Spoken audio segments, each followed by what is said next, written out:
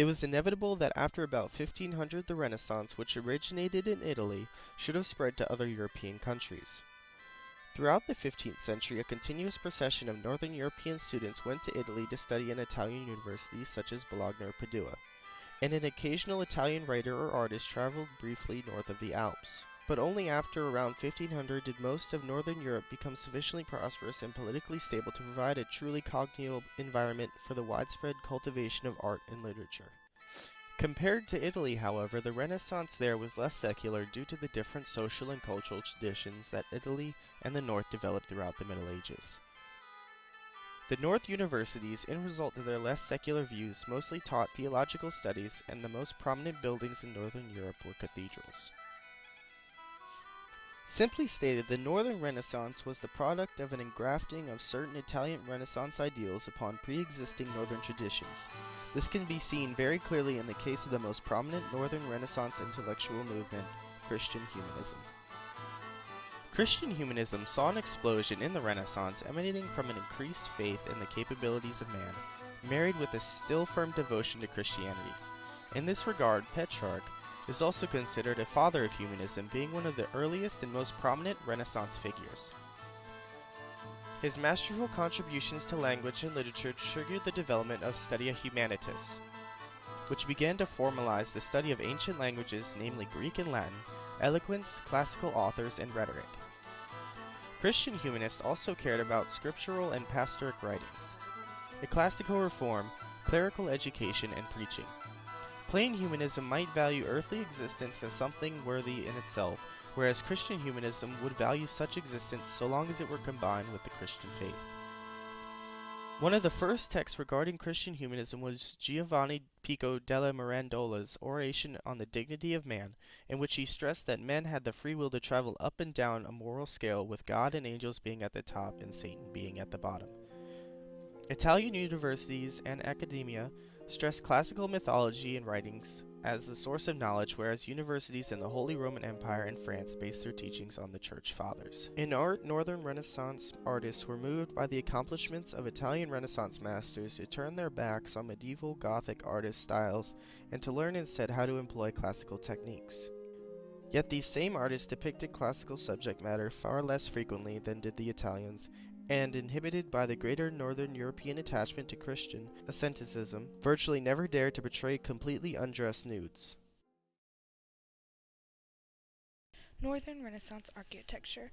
Renaissance architecture period was between the early 15th and the early 17th centuries in different regions of Europe. Renaissance architecture followed Gothic architecture and was succeeded by Baroque architecture. The chateaux in France are magnificent, archaeologically gratifying.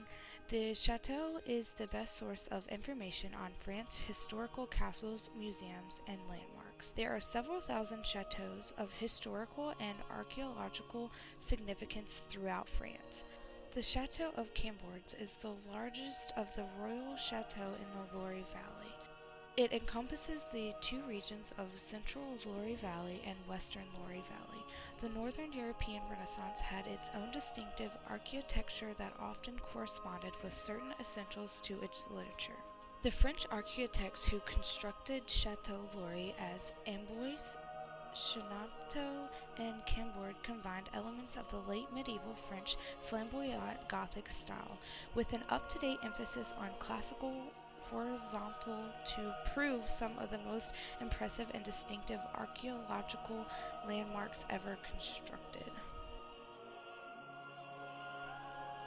Albrecht Dürer was a German painter, printmaker, mathematician, and theorist from Nuremberg.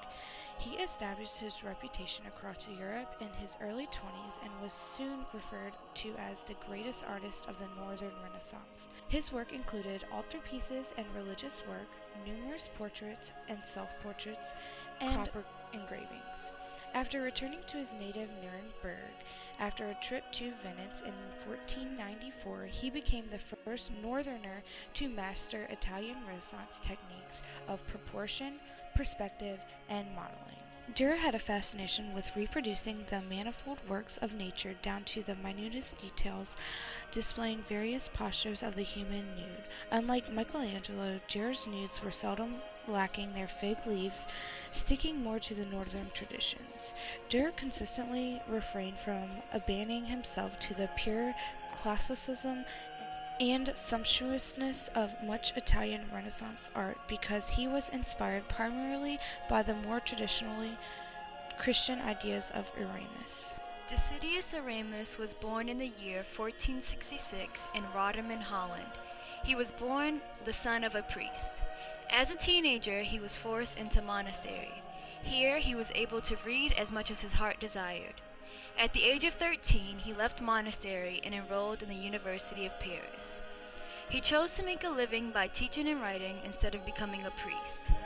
He became the leader of a Northern European humanist group. Here, he was known as the Prince of the Christian Humanists. He also wrote literature. He was thought to be very witty and was able to tailor his writing to his subjects. He also used irony very well. He wanted everything he wrote to be a part of the philosophy of Christ. He thought that corruption had caused the people of his generation to lose sight of the simple teachings of the gospel. As a result, he made 3 types of publications. 1. Clever satires that show people the errors of their ways. 2. Serious moral treatises meant to offer guidance toward proper Christian behavior. And 3. Scholarly editions of basic Christian texts. In The Praise of Folly, Erasmus wrote in part to entertain his friend Sir Thomas More, but furthermore he wrote in order to mock the fraudulence that passed for logic in the school of philosophy during his time. Furthermore, he set out to ridicule some of the clerical abuses of the time, some of which inspired Martin Luther to start the Protestant Reformation. Although he did not expect it to come into circulation, it became a satirical hit. Another of his works, Coliques, was aimed at examining the contemporary religious practices. In both works, he maintained a generally ironic tone while not ever letting himself do the talking. Only the fictional characters he employed spoke. Therefore, his views can only be inferred from the works. Although he shied away from speaking his thoughts directly in The Praise of Folly and the Coliques, he was not lacking in the confidence to directly appeal to the laity concerning piety and pacifism in his Handbook of the Christian Knight and Complaint of Peace. In these works, he eloquently pleaded for a pursuit of true inward godliness for the congregations, as well as stressing the importance of life without aggression and violence. Although Erasmus's satires and moral treatises were works of great scholastic weight, he possesses another work of incredible honor. The New Testament of the time had many mistranslations and errors in transcription that could cause an error in the reading of the word. Erasmus believed that it was of the utmost importance to have the exact words of Christ's message in order to be a good Christian. Therefore, he set out to fix all the errors and create an authoritative text. After 10 years, in 1516, he published his Greek New Testament and explanatory notes. This accomplishment on his part is said to be one of the most important landmarks of biblical scholarship of all time.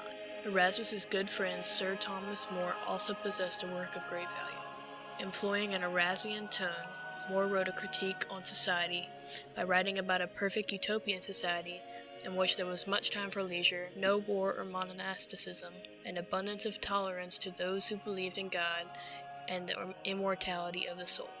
More's main argument was that if the utopian people could have a society with such peaceful coexistence without the benefit of hearing the gospel, then why couldn't the European society that is drenched with the gospel manage it? Unfortunately, later in life, More would fall under the wrath of King Henry VIII for not acknowledging him as the head of the Church of England, his life ending on the scaffold as a Catholic martyr. The third representative for the Christian humanist movement was Erasmus's German disciple Ulrich von Hutten. He was committed to German patriotism and wrote about defending the German people against foreigners. He worked with another German humanist, Curtis Rubenius, when he wrote The Letter of Obscure Men, which ridicules the teachings and standard living situations of monks and scholastics. Although these letters were banned by the Church, that did not stop them from being widely spread. This was the most harmful satire in the history of literature. A group consisting of John Colet, Jacques Lévert Tapas, Cardinal Francisco de Cisterno and Juan Lavis Ferres edited biblical and early Christian texts and set forth gospel morality. The Christian humanist movement was ruined by the rise of the religion of Protestant, which resulted in the loss of momentum. Protestant Reformation, which was led by Martin Luther in 1517, was when some Christians objected the Church's teachings such as clerical corruption and excessive religious ceremonialism.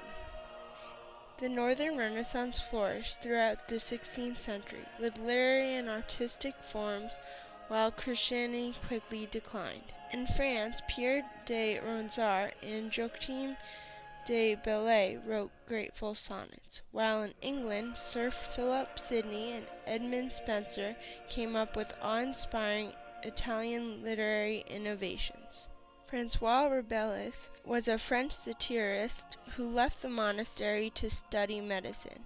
He wrote almanacs for common people, satires against quakes and astrologers, and burlesques for popular superstition. He is most famous for 5 volumes of chronicles named Gargantua and Pantagruel.